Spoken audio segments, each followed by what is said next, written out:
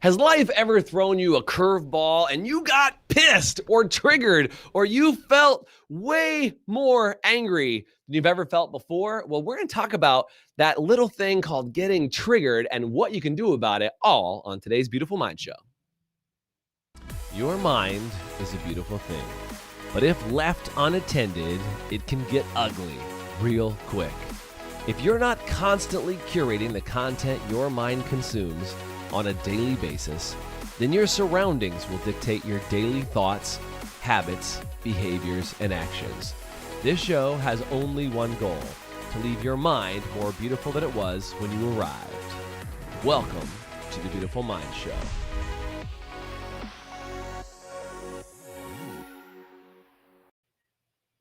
What's going on, everybody? I am Jason Everett, your host for the Beautiful Mind Show today. And if you have ever been triggered or you've ever been in a spot where you've had some challenges or issues with something that happened around you and you felt like you kind of had a bigger response than maybe you should have, then this is the show for you. If you've ever been triggered, somebody says something to you and you're like, I can't take it anymore, and you lose your crap, do me a favor and say triggered in the comment section, because I know I've certainly been triggered, and our guest today is going to help us with that. This guy I've actually known, Raul, I've known you for a long time. His name is Raul Rivera, and he is a master at helping people deal with their emotions. Please welcome to the show, my good friend, Raul. What's up, Raul? Good to see you, man. Hey, great to see you, Jason. And I'm just really, really happy to be here and just ready to a great show. Yeah, dude, glad to have you on. By the way, I know you're in Mexico, but what part of Mexico? I can't remember exactly. Yeah, Guadalajara, which is kind of a central Mexico. Yeah, dude, Guadalajara is an amazing place. You say it much cooler than I do, so I apologize for butchering that in my only American accent way that I possibly can. But dude, I'm really glad to have you on the show today. It says on there I think your title, I just want to see what it said. It said Life Force Particle Recovery Expert or something fancy like that is what it talked about. But dude, let's talk about getting triggered today. Why is it, Raul, that people get triggered in the first place? Why do we have these big crazy reactions to things? Some people are like, no big deal, rolls off their back. Other people get massively triggered. Why is that? I mean, that's a great question, Jason. And it's just the way the mind works. Because to start with, we probably need to define what trigger is. What's a trigger? Yeah. And basically, a trigger is a memory from the past that is playing right now in present time. But it's because something happened, right, that just triggered that memory from something similar from the past. But the mind is the way it works. It's always, the mind is always connecting what's happening right now to what happened in the past. And then we create some possibilities in the future. I mean, it's just it's basics on the mind. So it happens all the time. Right. So it could be like you, and I've heard this example on kind of being triggered by something, Raul, is like you're walking through the mall or something and somebody walks past you wearing a specific perfume or a specific cologne of somebody that you used to date. And immediately your mind remembers that. It comes flooding in and gets that whole memory of everything that you remember about that relationship. And that's kind of like a triggered moment, right? That could be a positive or a negative trigger, right? Or there are other triggers that could just be like, somebody calls you stupid and you're like, don't you dare call me stupid. And people have these giant emotional traumatic experiences because somebody called them stupid this one time. It led to a fist fight and all, whatever the thing is that happened for them.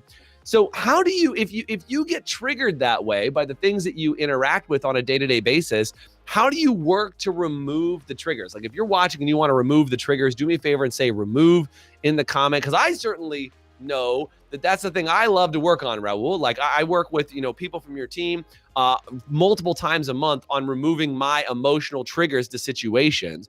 What are some basic things that people can do to kind of like prevent them from getting triggered more often? Because I don't think it's a good spot to be.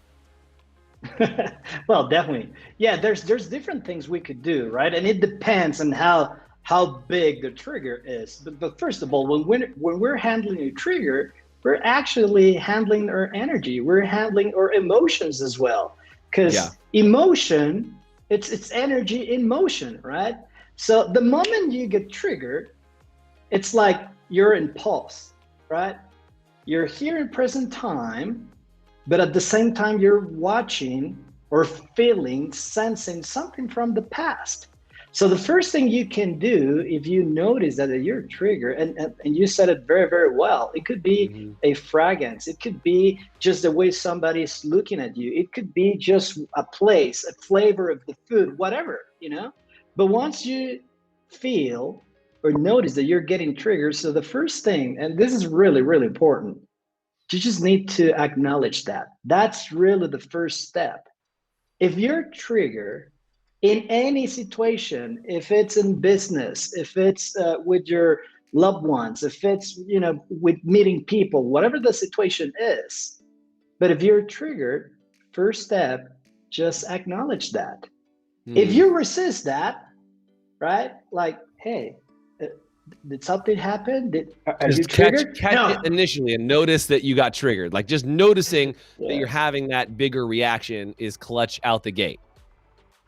Yeah, definitely. Because if you're triggered and you're not acknowledging that to yourself, so at that moment you're really losing power.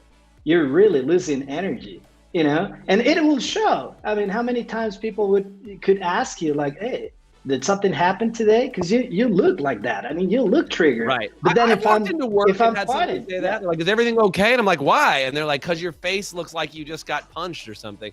And it's because it's because I'm grumpy, having a bad day. I just found out I had a giant bill I had to pay for the car that broke or something, and like that creates that trigger, and then it starts snowballing with everybody else you interact with for the day, right? Yeah, it's that ripple effect, and if you're triggered, I mean, it's not a crime. It happens all the time, right? But if you're triggered, first step is just to admit so number one, that, right? Yeah. Number one is acknowledge it. What else can you do to kind of identify your triggers and start to work on them, Raul? Well, the key is really your emotions, and it's really your energy, right? Like you were really happy, or I'm really happy, and suddenly, my mood drops, and I'm worried, right? Or I'm fearful. So I'm going to notice that in my energy, but the best way to look at that, just notice your mood level. And whatever the mood is, experience that. Meaning you have to feel it. Because again, okay, I'm triggered. So the second step is like, okay, so what's the mood here? What am I feeling? What am I experiencing? Anger, rage, frustration, I'm fearful. Whatever that thing is, then I just allow myself to experience that. And again, if I'm feeling that and I'm just resisting that, then I'm just going down and down and down. Right. First saying I'm not triggered, and then I'm resisting the emotion that is actually all over me, and it doesn't work. Right. Raul, you and I have been in a lot of the same rooms together in training situations. And I've seen the guy who just has mastered this in front of the room is Blair Singer, a mutual friend of ours. And like, I've seen that happen over and over again, where somebody gets up in front of the room and, they're clearly upset about something, right? They're like, this is just like the time that and is like, hey, what's going on, man? You seem angry. I'm not angry, right? And people are just losing their mind about some issue or whatever. And then, but it's like, well, it seems like you're pissed, or it seems like you're frustrated, or it seems like you're sad, or whatever it is. And then all of a sudden, just by stating the emotion or stating what it is, it's like, I think you guys call it getting gotten, right? That's the official term, like getting gotten, is where like you nail it and you've heard it and you're like, oh no, that is really it, is I'm afraid that if this continues, that it's going to create more problems in my life. And as soon as you do that, that mood shifts from that angry or aggressive or whatever tone, and it just puts them back into a normal state of operation, because they can get in that mode where they create more chaos around them by not acknowledging the mood that they're in. Is that correct? Yeah, I mean, pretty accurate. And I would say, really, this has to be with truth. And if we define truth with the exact and precise, the exactness and precision of everything you're doing, that's truth. So in the first place, if I'm triggered and I say, no, I'm not triggered, so that's not exact. Right. That's not precise. Denial. Right? Sure. Yeah, exactly. So I'm going down. And then, okay, I'm triggered. So the second step, so what's the mood? Yeah. Okay, am I angry, enraged, or fearful? And once you spot that, again, if you're precise, and exact with that, then you're starting to release and just feeling better, feeling bigger, and feeling more powerful. But if you go the other way, denying, resisting, you're just going down and down and down. Right. And whatever you're doing is not going to work.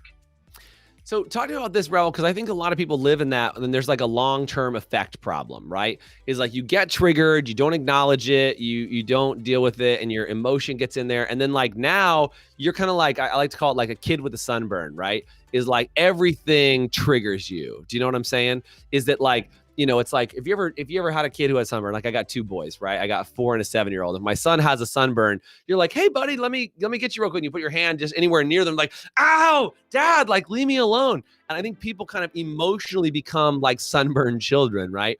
Where like that one little thing triggers them. So you're like, hey, what are you doing for lunch today? And you're like, I don't care what I'm having for lunch. And you're like, whoa, like what is going on? And I'd love to figure out if you can give me, Raul, I need to take a quick break. But when we come back, I'd love to find out how you can actually interact with another person to help release some of those triggers and actually help free some of that life force particles like you talked about. That's a whole nother podcast in and of itself. It's life force particles. I'll just dog ear that one for later. But when we come back, can you talk about how do you help release people who are triggered? Can we talk about that? Yes, that would be super awesome. Yes. Let's do that. We're going to take a quick break. We'll be right back after the next 60 seconds or less. Be right back. Would you like to have an even more beautiful mind? Well, we'd like you to have one, and we actually created a 7-day Beautiful Minds Challenge, which is a little bit of a choose your own adventure challenge for just 7 days. And I really think you can do anything for 7 days. It's definitely not easy, but it will be simple for you to get access to it. All you have to do is comment anywhere on this video or send me a message on social media that says 7-day, and I'll send you immediate access to not only our Beautiful Minds Facebook group, but also our Beautiful Minds Challenge, where you can go through 3 different areas: your mental health, your emotional health, and your physical health, and get challenges in each of those areas that'll help you get a handle on each of those areas inside your life to give you more control over what you want to do every single day. So do me a favor, comment 7-day or send me a message on any social media, and I'll make sure I give you access to our exclusive community group as well as access to the challenge. Thanks so much, and now back to the show.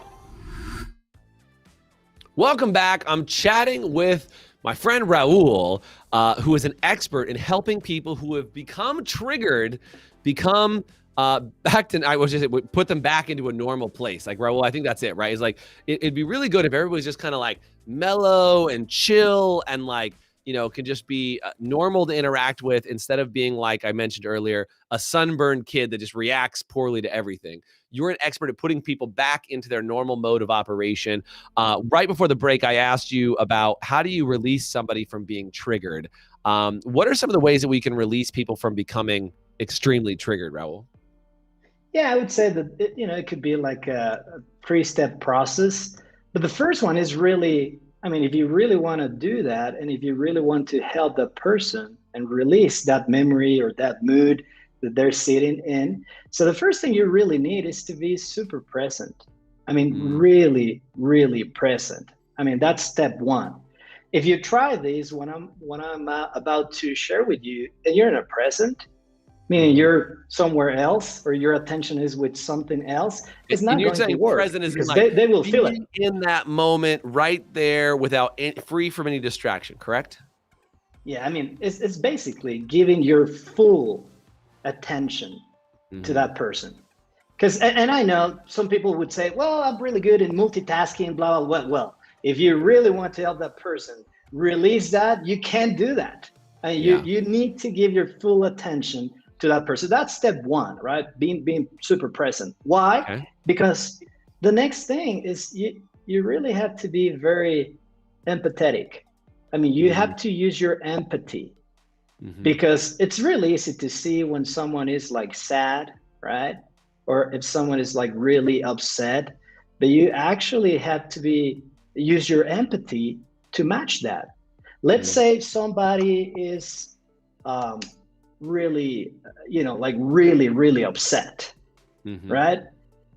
And I just go there and, hey, super happy, and I do a question. That's actually going to upset that person or trigger him more, right? Yeah, exactly. So first step, you really have to be present. Yeah. Okay. So number one is presence. Number two is have a crazy high sense of empathy. What's number three? Yeah, so this is the key. So if those two are in place, now you Mhm. have to do a question. And Okay. not any kind of question. You have to de-access that emotion or that memory that is in front, that is with that person. Okay. Mm, So let me give you a couple of examples. If I see someone like that, just upset or very sad or even yeah. crying, so I'm Yeah. very present, I perceive that. And then I ask, what's happening? But really with the intention for them to connect with me and communicate openly. Another Mm, type of question you could use, like if you're working together with somebody and suddenly you see one of these reactions, like, hey, what's going on? I mean, you don't mhm. do that, right? Because that's not going to help. You watch that, you observe that reaction, and then you ask, is is what we're doing triggering or reminding you of anything? But Mm, really with empathy and with the yeah. intention for them to communicate. If I do like, oh wow, what's going on, man? Right. Then And they're gonna close up. yeah, they're actually Right. going to become defensive, right? Right. I think Raul, I think what happens a lot of times is people end up in what's called cliche communication, right? Is it's like, oh, what's going on? You're like, nothing. Like most people, right? Like with your kids, like, Yeah. hey, what's going on with you tonight? Nothing. It's fine. Don't worry about it. And I think your point is like, even though it's a very basic point, if you're not present, if you're not massively empathetic, and if you don't genuinely want to know the answer, you will never get an answer from somebody that's honest because they're at risk of revealing themselves to you when they answer the question if they don't feel that empathy. Is that correct? It's 100%, Jason, because it's simple, right? But Yeah. it's not going to work if the Yeah. presence is not in and if you're not really empathetic. And also, like you mentioned, if you ask a question, you have to Yeah. stay there for the answer. And chances are, if they're triggered, they're probably going to go like just, I don't know, 10 minutes, 15 minutes to really de-access themselves from that memory or the pain or the Right. emotion. So if you ask a question like this, you Mhm. really have to be intentional and hold the space and listen. And that's it. Usually when they do that, they, oh, thank you, man. Thank you for asking. I feel better. Let's go back to Mm. work, right? So, okay. So even just like, I mean, to that point, let's say you're present. Let's say you're hyper empathetic and not hyper, but a lot of empathy. You have a lot of empathy, right? Not hyper. That's Jason's version. But let's just say you're massively empathetic. You're fully present. The gift to them is to allow them to release what's going on for them, is to acknowledge it. Because to your point, you got to acknowledge it yourself. But if you can get them to acknowledge it, and I've seen this even like in a grocery store example, Raul, where it's like I walk in the grocery store and they're like, how's it going? And I go, it's doing, amazing. I try and break them out of that thing. I go, how's it going for you? And they go, oh, good. I'm like, no, like, really? How's it going? Like, I really want to know. And like that second question, they're like, actually, you know what? I'm really struggling today, or like, it's really crazy. And like, they state whatever it is that's going on. And then you can see them visibly change. Their mood shifts. But instead of going down a mood, it usually goes up a mood, right? So when you have that moment, is there anything you need to do at the end of it? Like, how do you, if you can get somebody to that place where they're, they've been emotionally triggered, now they're not, is there something you do at the end that kind of like puts a cap on it or lets them finish it? Or is there anything like that after that happens? Yeah, I mean, the first thing that I would say with that is it could be very simple. I mean, just thank you. I mean, thanks for Mm, sharing that with me, or I yeah. got it, or I So understand, not solving the right? problem, just to clarify, is what you're No, saying. yeah, but that so the last step there is really Yeah. a genuine acknowledgement, right? Like Mm, I got you, or yeah. I can feel that, or Mm, thank you for sharing that. But honest, right? yeah. And that's if all the steps are in, that's natural communication. That's one person caring truly for the other person, and it doesn't have to Right. be long. But sometimes we don't do that Yeah. for the first place because we don't acknowledge that something's going on, that we're triggered, and we're just pretending, and that makes our work Mhm. and our relationships so much harder. So Yeah. By the way, if you guys are paying attention and following along with us, if you can tell when people are pretending to pay attention to you, would you do me a favor and say pretending? And I hope that's a lot of you. I mean, I work with so many people, Raul, that are like just hyper empathetic, and they're like, they know if you're pretending, if you're listening, but you're listening to respond or listening to tell your story or whatever. I think that's to your point, is that pretending. So do me a favor and comment pretending if you've seen that before. And I think what I'm catching from this, Raul, that I've heard before, but is really getting to a deeper layer for me, is it is that like awareness of that depth of empathy. It's the awareness of just saying like, you've been heard, right? It like finishes it out without any sort of response required other than just the acknowledgement. It can make a huge difference. So how do I use this at home? How do I use this at work? How do I use it with my kids? How do I use it with my family? Like, what? Help me out here, Raul. Yeah, I mean, I would say it's just follow the process. It's four steps, and it applies in any situation, in any type of relationship. I mean, just be more present, and really before you judge somebody else, just be present and try to see how's their mood, how's their energy, how they're looking, right? Yeah. Because that's really empathy. And then just ask. If you see someone needing help or someone in a bad day, that person could be your spouse, that person could be your colleague, your partner. But if you see they're not, enjoying and just laughing and really super high energy, then just follow that and ask. Yeah. But remember, if you ask, just stay there for the answer and just acknowledge and actually validate, the trust that they're having on you by sharing the truth of what's going on with them. I mean, that's really important.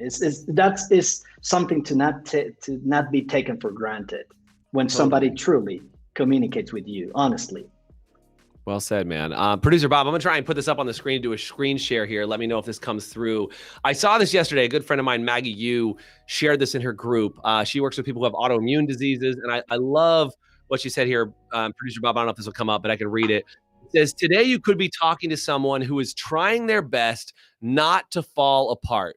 So whatever you do today, do it with kindness in your heart, right? And I think to that point, Raul, as we're talking about it, is that there are so many people, like whether somebody is falling apart or they've been triggered or they're in that. I think that just wraps kind of what we're talking about today with a really nice bow on it, because you never know when somebody's been triggered. It could be anger, it could be sadness, it could be something that's preventing them from doing it. And man, if you guys deal with people on a daily basis, and it could be your family, could be your coworkers, right? Could be your spouse, and they're hanging on by a thread today. If you're truly present, you might be able to free them from that by just listening and by paying attention to what they do. And I just think that is one of the greatest gifts, Raul, that you can give somebody, is allowing them to have that freedom. Any other tips you have for us today on helping people in that? Yes. Or actually, do you have any resources we can point people to? That'd be a good thing too. Yeah, so we have two. And just, so one thing really, really important when you're communicating, that openly, and this is a mistake. Sometimes you will hear things that you don't like. Because if I'm, doing this with my girlfriend or my partner, yes, they're probably having a horrible day because of me, Yeah, it's your fault. Of me, but I trigger something on them, right? Sure. So if that happens and they're starting to tell you all their viewpoints and their feelings, I mean, they're finally communicating honestly, right? So please, if that happens with your spouse, your children, your partner, do not punish honest communication. That's very important.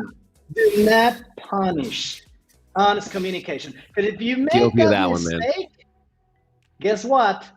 Next time you ask, is something happening? What's going on? They're going to say nothing, because, we made that mistake. Do not punish honest communication. Parents with teenagers, I hope you heard that. If your kids are saying nothing, it might be because you punished some honest communication, or you got them in trouble because they honestly communicated with them. Dude, that's such a good statement. Raul, you have a couple of resources, and hopefully I can get the team to pop it in the chat for you. You've got a really good resource, like a guidebook, right? that you can give out today. What is that called, just so everybody knows? Yeah, so we have it's a free report. It's life, how, what makes it worse and how to make it better. And it's a really nice report, and you will see how the mind is related with your body and the emotions, and once you're not in a good place, how that affects the other people around you. It's a really nice report. And if you watch this and you read that report, I think it's going to help you to have a better day, but not just a better day, just better relationships in general. Dude, super good. So if you want that report, do me a favor and comment with the word life in the comments section, and we'll get you the report. I believe it's also getting pasted in. There's a link for you to download it as well. So thanks, team, for getting that up for me. But yeah, comment with the word life. We'll make sure we'll DM you that report and get it to you directly in your messenger. Life, what makes it worse and how to make it better, which again, Raul, sometimes I think these things are really simple, but not easy. Do you know what I'm saying? It's like you make it, you're like, oh yeah, be present. Oh yeah, be empathetic. Like that's not like that's, earth-shattering stuff, but to do it well is earth-shattering. Does that make sense? Yeah. I mean, it's especially the easy part, right? I mean, when you do this with your spouse, it's just trigger about you. I mean, you follow the process, but it's not easy to stay there and not making any comeback or try to defend yourself, So it's simple, but it's not always that easy, right? Yeah, totally agree, man. Well, thank you so much. I really hope you guys get value. I see Ron just commented life. Holly just commented life. So look, as you guys want that, just comment with the word life and we'll send it over to you. Raul, it's been a really good chance to hang out with you and catch up and just really gift people with this information. Because I think, again, if you've ever been triggered yourself, you now have some tools to get better. Or if you've been around other people who maybe you've inadvertently triggered or they just seem triggered all the time, this might be some great this will be really some great tools for you to use in the future. And if you want to get a hold of Raul, we'll tag him in the post so you can get a hold of him and find out more information about if you feel like you're constantly triggered and you're like, I just don't want to be in this spot anymore. One of the best things I could do is tell you, I've had a coach with Raul's company now for, oh my gosh, man, I think it's been almost 12 years that I've been working with your team and people like what you guys do. And it really helps me to prevent myself from getting triggered and take it out on my team or take it out on my spouse or take things out on my kids, but understanding how I've been triggered and what I can do. So Raul, thank you so much for being on, man. As always, great to have you. And thank you so much for being here. I appreciate you. Oh, thank you so much, Jason. Always a pleasure and an honor. Thank you. Right on. All right, guys, thanks for watching today's Beautiful Mind Show. Catch us online and do me a favor. Don't forget to write us a review. Leave us a comment to let us know what your favorite part of the show was. And you can always get show notes online just by clicking near this video and you can get access to other tools. Thanks so much, Raul. Have a great day, man. Thank you. Thanks for joining us on today's show. If you want to get access to our 7-day Beautiful Minds Challenge, you can either comment below and just say 7-day, and I'll shoot you the information so you can get immediate access to that, or find me on any social media and just send me the message 7-day, and I'll make sure I get that out to you right away. And if you really enjoyed today's show, it would do me a huge favor if you went online, whether it was Spotify, Pandora, or iTunes, or any sort of podcast platform that you can find us on, and search for The Beautiful Mind Show, subscribe to our channel, and then make sure you give us a rating. Every time you give us a rating, it helps us get more eyeballs on our show and help more people have a more beautiful mind. Thanks again for joining us.